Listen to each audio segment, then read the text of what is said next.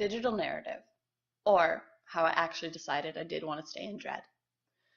The first piece of work we had to do in Drama in the Classroom, beginning back in 24-260, was document the following. I am, I bring, I hope to leave with. I answered with the following. I am unsure, questioning, dedicated, and passionate. I didn't know if Dread was for me, not because I didn't love what the program offered, but more because of the fact that it didn't offer at the time what I thought I was looking for. I wasn't getting to stage manage and work with UP to the extent that I wanted, and therefore was debating my program choice. As well, I didn't want to be a typical teacher. I loved the idea of working with children and students, but I was pretty sure that I didn't want to do it in the mainstream classroom. This, coupled with the fact that I wasn't involved with UP, made it difficult to be in the class at first. The first bit of the semester was quite frustrating and involved a lot of questioning. Then, I bring an open mind, hope, and a desire to discover. Just because I didn't know didn't mean that I didn't have ideas and was going to give up on the program. That's part of the perfectionist tendencies. You don't give up on anything, even if you think it might not be working for you. So I wasn't sure if I was passionate about Dread, but I was passionate about finding out. I hope to leave with perspective. What was right for me? What did I want? What did I not want? How was I going to achieve everything, or at least most of, what I wanted? Let's find out. Now, my focus in answering these questions is going to be on the second semester, 24-261, because you already know my overall feelings and journey towards first semester from my synthesis paper. So beginning from where we left off, here are a few snippets of last semester's final paper. I know that the Dread program is the right program for me. I am somebody who likes exploration and seeing all of my options, and therefore I have a hard time picking a focus and solely working towards that one goal.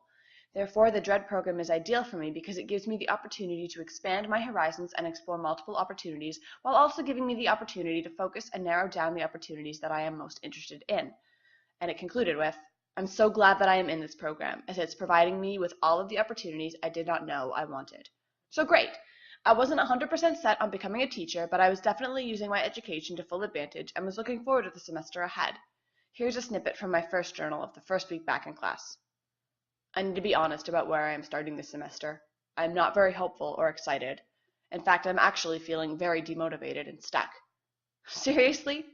I was away for 3 weeks and I was already debating all of my life choices. See, this is the perfectionist talking. You pick a topic or a choice and you go full force at whatever it is. But then you see something else that intrigues you, and instead of dipping your toe in like you should, you go full force at that new thing, ignoring and feeling bad about the previous thing that you were working towards. And then you're in a giant mindset of what on earth am I doing, and you debate everything, and you hate everything, and you become completely lost and depressed. Fantastic. Thankfully, as part of the perfectionists don't let themselves fail concept that I mentioned before, I still stuck full force at Dread despite my inhibitions.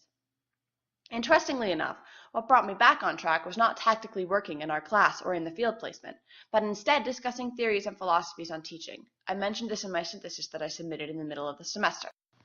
I have a lot of thoughts about where I see education being and where I would like it to go. I truly believe that the reason I have flipped 180 is because this semester we confronted and analyzed different theories on teaching and education. This is what recovered my passion for teaching. It was through looking at and reflecting on philosophies and teaching that awakened the passion I had forgotten I had for teaching. My seeing and experiencing how others thought about education and the classroom and teaching helped me figure out what my philosophies were, and how strongly I felt about my perspective, and therefore how much I wanted to incorporate these perspectives into the classroom. I'm not really sure what my philosophy on teaching is yet, but I have ideas. The curriculum, in my opinion, should be seen as the metaphor of natural resources. We, as teachers, need to build on what the students already have. As Brian Way said, starting from where they are and building from there. We need to educate them with an awareness of the world. Education is not isolated in the classroom, but is part of an ever-changing world. And it's a way to open them up to the world, its issues, experiences, and prepare them to make a difference and impact in the world, along with negotiating that world. Created using Powtoon.